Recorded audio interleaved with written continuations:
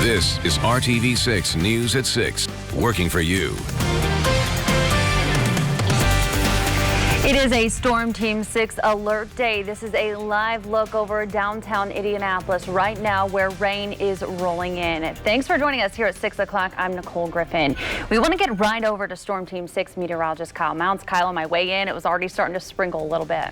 Yeah, we've had some areas of rain across central Indiana throughout the day, Nicole, and now we've got a few thunderstorms out there. So a few things we're watching as we go through the next several hours, including an isolated severe weather threat for some of us, including the potential of gusty winds and a low tornado threat. Also some heavy rain and flooding going to be possible. Here's a look at Storm Team 6 radar. Things fairly quiet over the northeastern kind of quadrant of the state here, but you can see one of those stronger storms moving in toward Columbus right now. Nothing severe, but certainly some heavy rain and quite a bit of lightning with this, and that moderate rain continues back into the Bedford area. Some light rain through downtown Indianapolis, and then as we work our way through Greencastle into Crawfordsville and Lafayette, dealing with some steady rain, and that's all going to continue to slide to the east here as we go through this evening. And TrueCast does show again conditional showers and thunderstorms here moving through, and I think even through the overnight we'll have a low chance for a few showers. That severe weather threat, it's mainly from Muncie, southeast of Indy and southeast of the Nashville area here for the next couple of hours. We'll update that and talk about your Sunday forecast in a few minutes. All right, Kyle, thank you. Indianapolis has joined the growing list of cities with major streets that carry the words Black Lives Matter. It's a sign of solidarity we've seen across the country since the death of George Floyd. RTV6's Stephanie Wade spoke with artists and leaders as they took to Indiana Avenue today. In the nation's fight to end racial injustice, Black local artists are painting the words Black Lives Matter along the historic stretch of Indiana Avenue, a once prominent area for Black-owned businesses in the city's early days. Near the Madam Walker Legacy Center and the headquarters of the Indianapolis Urban League. It isn't just those three words artists hope people recognize, but also the faces of people killed by police right here in Indianapolis.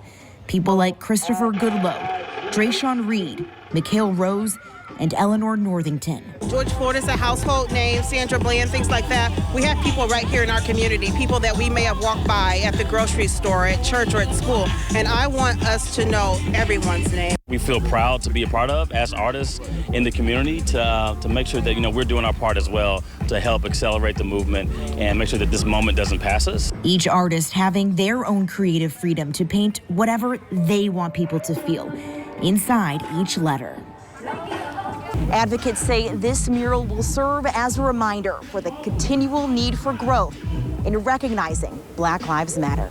Reporting downtown, I'm Stephanie Wade, RTV6.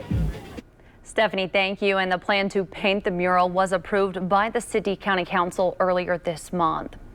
And today there was a small group that gathered near Indiana Avenue as that mural was being painted. This group is pushing for the City County Council to give them permission to paint a mural that reads, "God says all lives matter," over the St. Clair Bridge near the canal, where 24-year-old Jessica Doty Whitaker was killed last month. What we have in Indianapolis is a complete lack of understanding that this murder was not just a typical murder of another individual walking on the canal.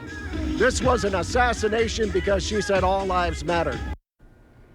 The pastor says the suspect repeatedly said Black Lives Matter to Doty Whitaker and then waited for her to walk near the bridge and shot and killed her.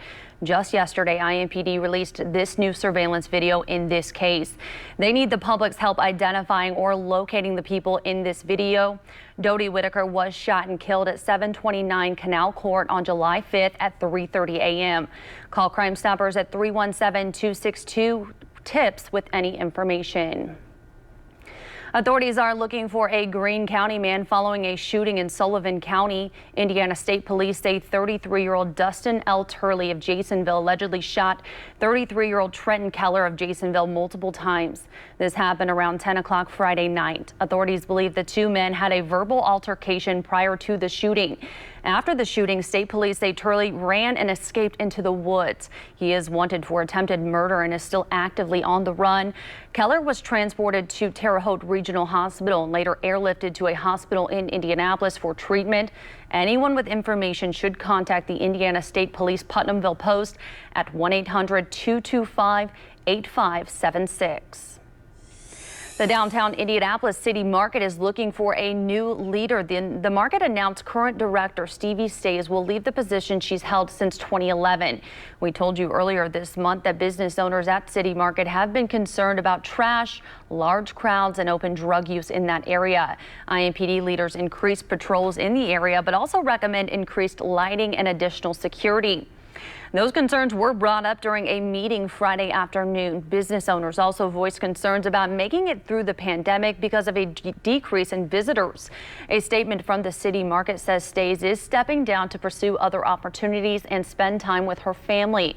The statement says she tackled issues like food access and sustainability and brought the City Market up to 100% occupancy. Now to the latest numbers from the Indiana State Department of Health. 989 new cases of the coronavirus were reported on Friday. So far, more than 758,000 people have been tested for the virus. 67,122 of those came back positive. That's just under 9%. 6 new deaths were also reported. Since the pandemic began, 2,771 Hoosiers have lost their life to COVID-19. New at 6, a football player at New Palestine High School has tested positive for COVID-19. The team started their optional summer practices on July 6th in accordance with the IHSAA's protocol. We received this statement from the school tonight saying in part, quote, "Our football players and families were notified of the positive case on Friday. The team was scheduled to hold its final optional summer practice on Friday afternoon. This practice was canceled merely as a precaution." The school also says those who tested positive and those who were in close contact with anyone who tested positive have been quarantined. School is still scheduled to start on Monday. As a large group of students remain quarantined in Hancock County, school officials and the health department want parents to continue to monitor their children daily before sending them to school. On Thursday, the first day of school, the Hancock County Health Department notified the district that a Greenfield Central Junior High School student had tested positive for COVID-19. The student had a pending test before arriving to school that day. The superintendent says the student attended at least 4 classes before being isolated. The number of students who were in close contact with that student is not being released, but we are told it's a large group since students have 6 class periods throughout the day. We talked to Dr. Harold Olin about what parents need to know moving forward. Take a temperature, monitor. Is there a new cough, new sneeze, sore throat, vomiting? If there's a yes to any of those, then you stay home. As contact tracing continues, that large group of students will remain in quarantine for at least 14 days. Greenfield Central does have an e-learning option available for students this year, but the superintendent says only 15% of families chose that option. A celebration of life was held for Paul Logan last night. He was the athletic director for North Central High School. The 57-year-old died in April after a battle with COVID-19. He had been with Washington Township Schools since 1988. Family and friends say his accomplishments and impact on the community will transcend his death. Just having the opportunity to celebrate my dad's legacy that he left truly means a lot to us. And during these crazy times, we haven't really had the opportunity to have the closure that a normal funeral has, and I think this is our piece of closure. I want to thank the community for their outpouring of love during this time. It was truly felt. North Central has plans to dedicate a new gym to Logan, and a foundation started in his name will help athletes who are unable to pay activity fees for sports. Florida is bracing for a hurricane as it deals with its rising COVID-19 death toll. Coming up, how the pandemic is creating new challenges for the state. And 3 people have been arrested in connection to a massive Twitter hack. Coming up, details on who was behind the breach and why prosecutors want state instead of federal charges. Kyle. And August is off to an active start. We have more rain that's coming our way over the next several days. I'll have an hour-by-hour look at your forecast. You're watching RTV6 News at 6. This is RTV6 News at 6, working for you. Watches and warnings are in effect for several parts of Florida right now as a hurricane heads closer to the state after lashing the Bahamas. People are bracing for high winds, heavy rain, and flooding. Nadia Romero is in Pompano Beach, Florida, with more on the storm preparations and how the pandemic is creating new challenges. We're not on the same page. There's not unity in our community or any community right now. State by state, county by county, or even city by city, each coming up with their own rules or lack thereof on how to combat the coronavirus. And many feel the pressure mounting with cases surging over the last couple of weeks to record highs. We had to beg to be able to implement masking orders. Local leaders say a lack of federal mandates on measures like masks creates challenges, making their jobs tougher. Mixed messaging from the White House, including this statement from the president Saturday night.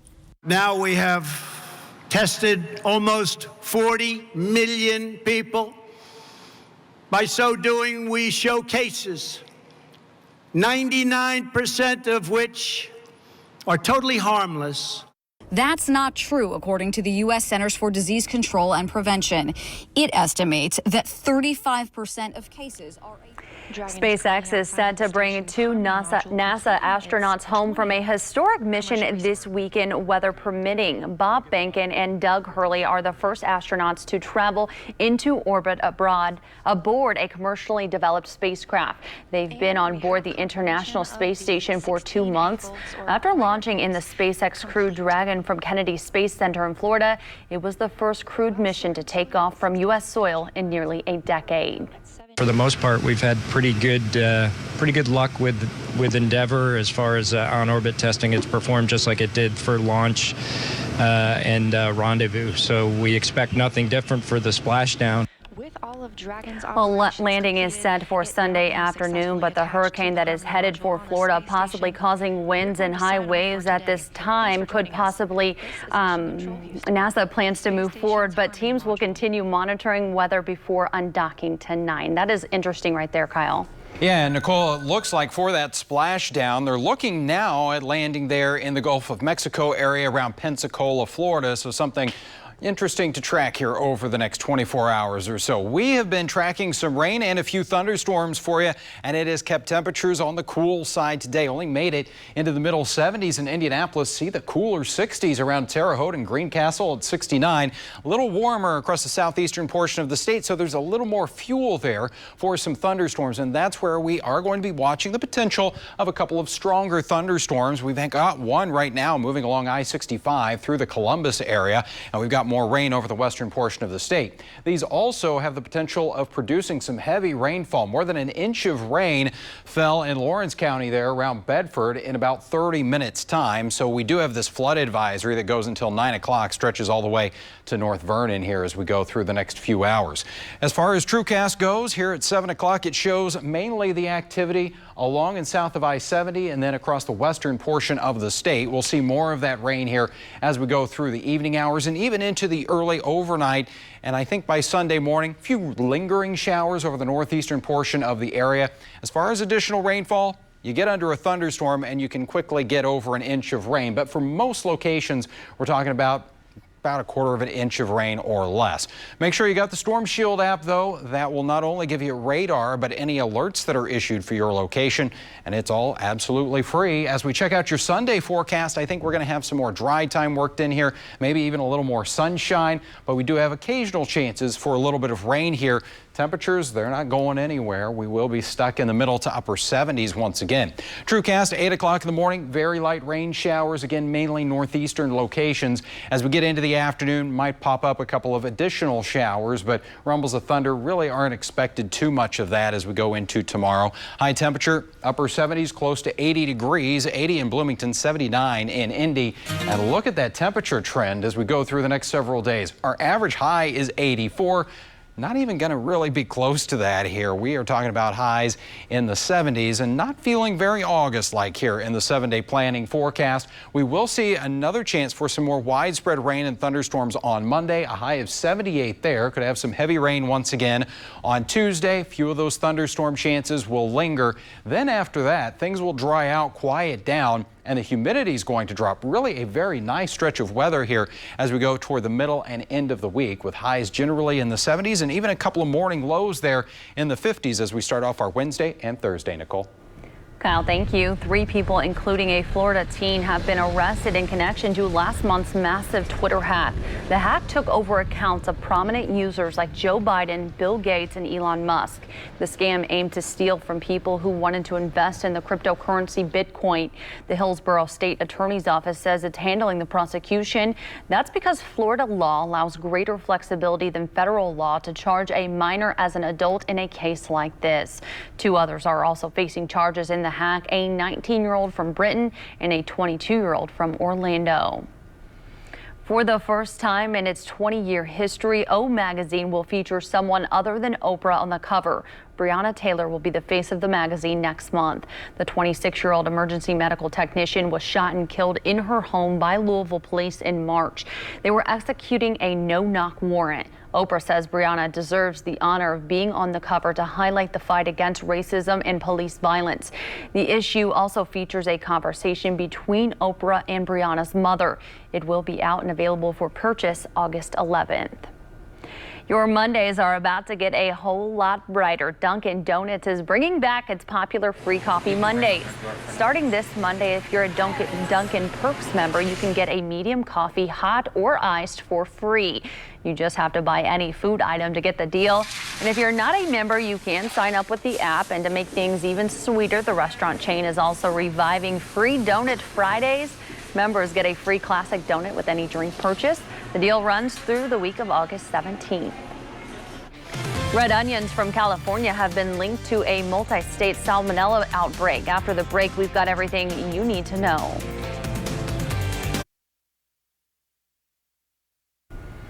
A health alert for you tonight. The Food and Drug Administration has linked red onions to a multi-state outbreak of salmonella. Almost 400 people in 34 states, including Indiana, have gotten sick. 59 people have been hospitalized and no deaths have been reported. The FDA says Bakersfield, California-based Thompson International Inc. is the likely source of the infected onions. The company is recalling all varieties of onions due to the risk of cross-contamination. The U.S. Centers for Disease Control and Prevention says the first cases of salmonella were reported between June 19th and July 11th. The FDA is authorizing 2 new forms of the coronavirus test. Like some previous tests, they look for antibodies that indicate a person has been infected at some point. But they go a step further and try to measure the quantity of those antibodies. Researchers want to use that data to study potential immunity in people who have had COVID-19. But they stress patients with the coronavirus antibodies should not assume that they cannot get COVID-19 again. Still ahead, today is National Mustard Day, and we have details on how you can celebrate with a new unique drink. Plus, Kyle's back with a final check of your forecast. Stay with us.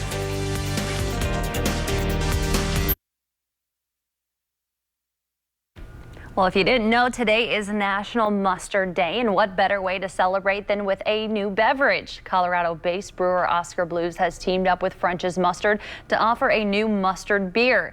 It's described as semi-tart tropical wheat beer infused with an array of citrus fruits to complement French's classic yellow mustard. If you want to try it or grab a 6-pack, go to craftshack.com. And Kyle, this doesn't really sound like something I would like. I like weed and citrus, but I don't know about mustard. Not a big mustard fan, to be honest. Oh, okay. Well, then you probably wouldn't like it. All right, let's check out Storm Team 6 radar for you now. And we do have a couple of heavy downpours around Columbus and moving into the Greensburg area, but you can see it looks like the lightning has started to drop out of that. Still could have some localized flooding, though, as we see a few thunderstorms moving over some of the same locations. More in the way of some light showery rain here over the western portion of the state, including Crawfordsville, and that will all start to slide east here as we go through the evening. That 7-day planning forecast, it stays unsettled here the next couple of days. Again, tomorrow, I think we'll have many dry hours, just a few showers out there, more widespread rain on Monday, and high temperatures, Not very August-like, not very summer-like here. We are in the 70s with low humidity. Going to feel pretty nice. Looks like we'll get back into the 80s by Friday and next Saturday, around 84 degrees. And actually, this temperature trend is going to continue as we check out the August outlook here for temperatures, featuring near to below average numbers here, especially as we look over the southwestern portion of the state. And that coincides with an active weather pattern. Of course, we've got the weather that's going to be coming through the next few days with some rain, but it looks like above average rainfall here over the southeastern portion of the state as we go through the entire month. And Nicole, we average about 3 inches of rain. Some areas will see that this weekend. All right, Kyle, thank you. And thank you for joining us. Have a great night.